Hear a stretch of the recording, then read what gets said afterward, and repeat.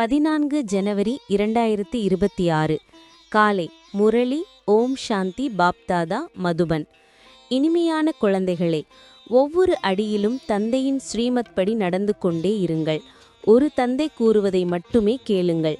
அப்பொழுது மாயையின் தாக்குதல் ஏற்படாது. கேள்வி: உயர்ந்த பதவியை அடைவதற்கான ஆதாரம் என்ன?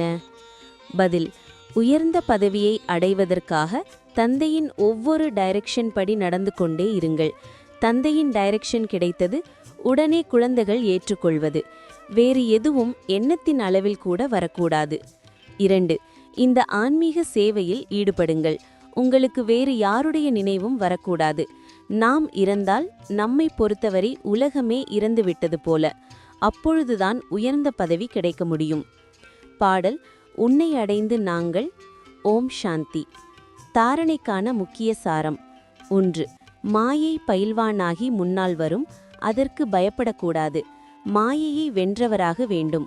ஒவ்வொரு அடியிலும் ஸ்ரீமத் படி நடந்து நம்மீது நாமே கிருபை செய்ய வேண்டும். 2. தந்தைக்கு தனது உண்மையிலும் உண்மையான கணக்கை கூற வேண்டும். ட்ரஸ்டியாகி இருக்க வேண்டும். போகும்போதும் சுற்றும்போதும் நினைவின் பயிற்சியை செய்ய வேண்டும். வரதானம்: ஆன்மீக ரோஜாவாகி வெகு தொலைவு வரை ஆன்மீக நறுமணத்தை பரப்பக்கூடிய ஆன்மீக சேவாதாரி ஆகுக. ஆன்மீக ரோஜாவாக இருப்பவர் தமது ஆன்மீக உள்ளுணர்வு மூலம் ஆன்மீக தன்மையின் நறுமணத்தை வெகு தொலைவு வரையிலும் பரவ செய்வார். அவரது திருஷ்டியில் சதா பரமாத்மா நிறைந்திருப்பார்.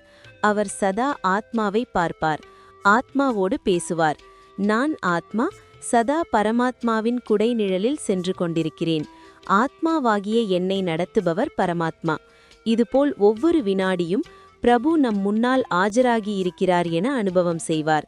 சதா ஆன்மீக நறுமணத்தில் அவிநாசி மற்றும் ஏக்ரஸ் நிலையில் இருப்பார்.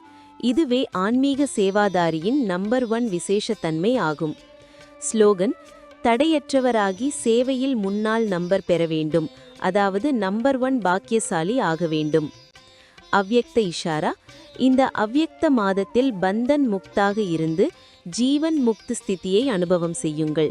பிராமண வாழ்க்கையில் தேகத்தின் பந்தனம், சம்பந்தத்தின் பந்தனம், சாதனங்களின் பந்தனம் அனைத்தும் முடிந்து போய்விட்டன இல்லையா?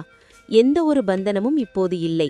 பந்தனம் தன் வசமாக்குகிறது மற்றும் சம்பந்தம் ஸ்நேகத்தின் சகயோகம் கொடுக்கிறது. எனவே தேகத்தின் உறவினர்களின் தேக உறவின் மூலம் சம்பந்தம் இல்லை, ஆனால் ஆத்மீக சம்பந்தம்.